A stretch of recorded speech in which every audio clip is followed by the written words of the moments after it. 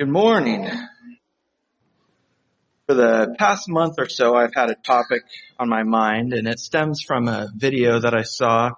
Some of you have heard the YouTube channel Smarter Every Day. Dad gave a sermon on that referred to one of his videos previously. That's one of my favorite sermons, tied an arrow. So if the channel sounds familiar, that stems from that video. But his most recent video that he talked about, and I'd like to share a little bit about, is on the Jahari windows. Some of you may be familiar with the concept, so I won't spend too much time describing what it is, but I think it's an interesting idea and something that could be beneficial to all of us here. So the Jahari window was created by psychologists Joseph Luft and Harrington Ingham in 1955. Joseph, Joe, Harry, Hari, Joe, Hari. They just combined their names, kept it super simple. It's like if we named Willow after me and Kaylee, it could have been Nick Kaylee. But we said no to that, even though that was suggested. So the Jahari window is a concept that they came up with, which is a technique to help people better understand their relationships with themselves and with others. So here you see a window. So brace yourself because this will be a painful lesson. That's a window joke. Jubilee would tell me, she'll go, move it. That's a cow joke, Dada. I'm telling you, the dad jokes get worse the more kids you have. So it's a window. It's a 2x2 grid. So it has 4 sections, or to get the attention of kids, 4 square. Right? The kids love playing Foursquare here. And to put labels on it, on the top, there are things that you do and don't know about yourself.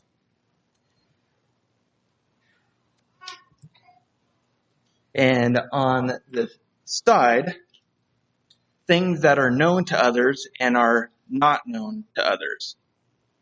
So you have things that you do and don't know about yourself, and things that are and aren't known to others about you. And each quadrant has a nickname, which we'll discuss as we go through them. There's a separate window for each relationship that you have also. So a Jahari window for the relationship that I have with my wife wouldn't look the same. It'd be radically different than the window that I have with somebody that I had just met that haven't ever had interactions with before.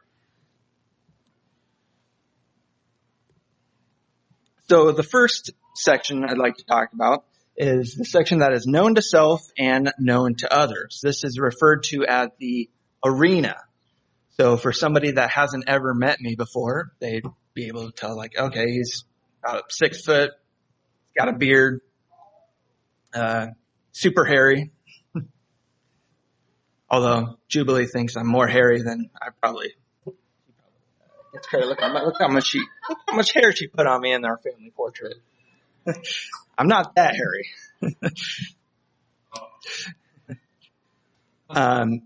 But when I think of examples of in the Bible, I think I'm going to give an example of each section based off the disciple Peter. He's easy to pick on, right? So Peter, what is known about him that's pretty much known to everybody. He was a very bold, quick type to act guy. He would be the one that would jump out on the water when he saw Jesus. He would just go for it. It's easy to see that he was outgoing and would just do things rash, really fast, sometimes without even thinking about it. So the next section is the section that is known to yourself, but is not known to others. This is referred to as the facade. And these are hidden things, sometimes intentionally, sometimes unintentionally. They're the secrets, the feelings that we have. In pop culture, the example I think of is like the Count of Monte Cristo. He was hiding who he was. Darth Vader, I am your father. Superheroes, you got Bruce Wayne as Batman, Clark Kent, Superman, Peter Parker, Spider-Man, right? I think those are the right ones, right? And the example of Peter, he was hiding that he was a follower of Jesus, right? When he was found out. The next section. Not known to yourself, but is known to others. This is kind of a scary section, isn't it? It's referred to as our blind spots. The parts that others see that you don't. And we are coming to understand ourselves as others understand us. For example, in pop culture as well, Ted Lasso. I don't know if you've ever seen the show. I don't know if I'd recommend it, but just the overall concept. He's leading a soccer club and completely oblivious to soccer, and everybody knew that he was a joke, but he had this blind spot.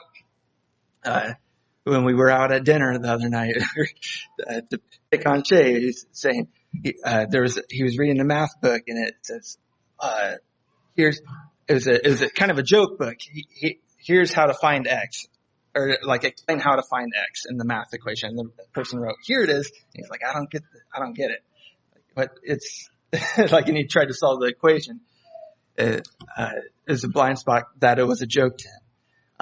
I asked Kaylee, what are my blind spots? And she goes, well, you can't find anything. Like you literally have blind spots. Like you can't find things in the house. You have to go and, you have to ask me where everything is. So I'm glad Tim isn't the only one that like loses his stuff, like putting his glasses down and can't find them. Like when Kaylee was out in Colorado visiting her family, I called her. I'm like, hey, do you know where so-and-so is? She's like, well, I'm not home, but this is where you typically put it. And sure enough, she was right. So I have literal blind spots. I think that's part of a man trait. I don't know. A lot of other guys have that issue as well. Not fully stereotype, but it's not so much a blind spot because I also know that I have that issue. So, it's the things that aren't known to you. So for example, with Peter, he was so confident in that he would always follow Christ that when Jesus told him, you're going to deny me 3 times before the rooster crows, he's like, no.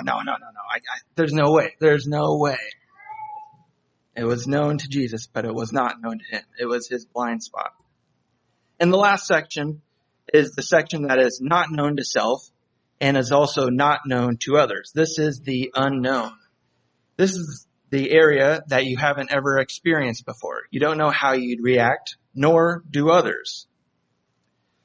Faith says that God knows all things, and the only way to make progress in my life, relationships, growth, understanding of the world, and my ability to be a positively productive person is to be in touch with God through prayer. Peter didn't know that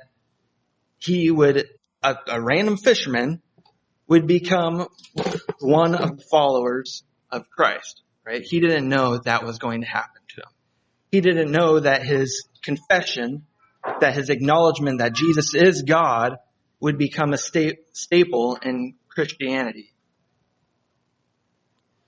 So the Jahari window is valuable because it forces us to confront the reality that our understanding of ourselves isn't perfect and that others will notice and see things in us that are true that we're not aware of.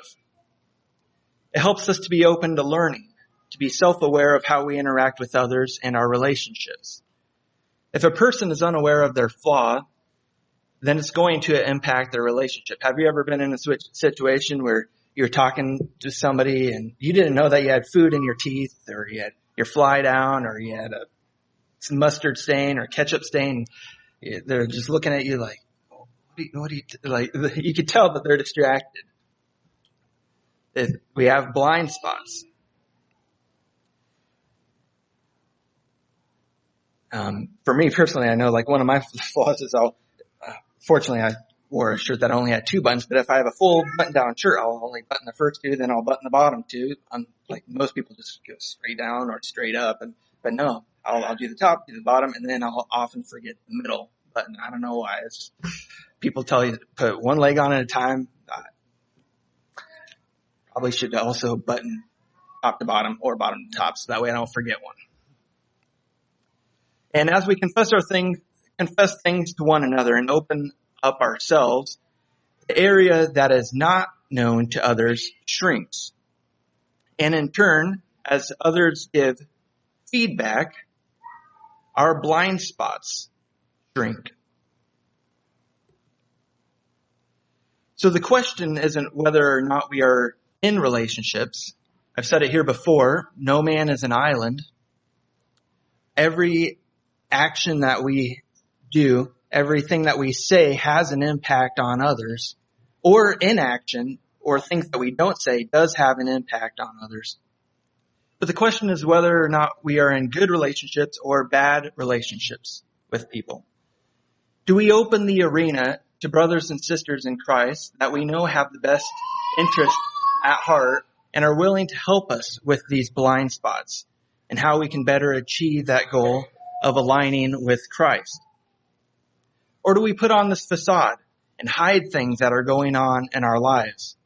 Hide our feelings on things. Keep secrets from others about what we are doing or what we plan to do. When we think about sin, this is probably the quadrant that it usually begins in, right? Greed. How often are you checking that bank account? Lust. Sure, it's fine as long as you remember to clear the browser history, right?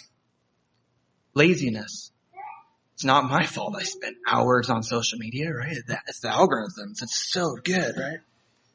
Gluttony. That pop, that bag of chips, that pizza, the french fries, ice cream, box of candies. It's going to go to waste if somebody doesn't eat it, right? So it might as well be me. Anger. How can I possibly be happy when the news only talks about things on bad things? My sports team keeps losing. I have just an impossible amount of work to get done. It's making me angry. When a thief breaks in, he does it in the dark of night. One of the songs that we sing, I can't remember which one it is, but it talks about keeping us from secret sin. And often the path that sin takes is that it starts here in the facade. It's hidden. But eventually, if we do it enough, it comes to light. It enters into the arena. And if it is not addressed, then it can enter into our blind spot because our conscience has been seared. Right? If you do the same sin over and over and over and over and over again, you start to turn blind to it, right? I think we've all been in that situation. So it's important to have others that have your best interest following Christ to the best of your abilities, there to explain to you when something that you are doing is wrong and being open to that feedback. There are a couple different types of windows. There's the turtle window, which is where pretty much everything is unknown.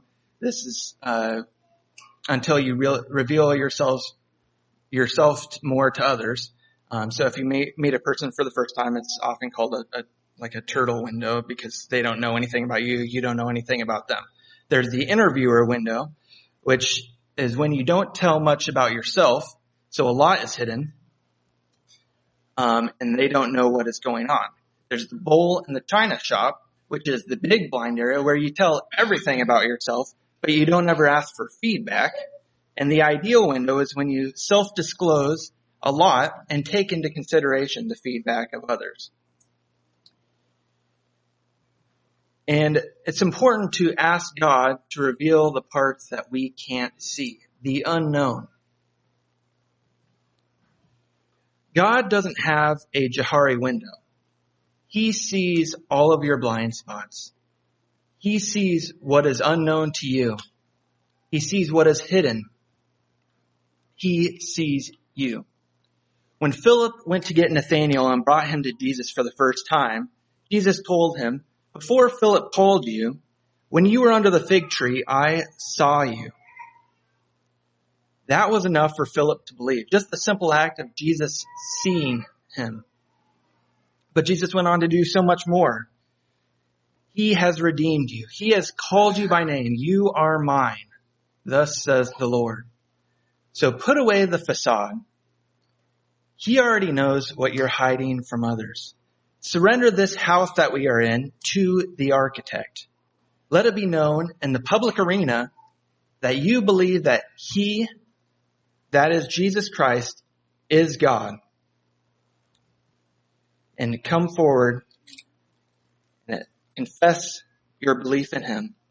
Or if you have been hiding in sin and need the help of others, please do so as we stand and sing the closing song.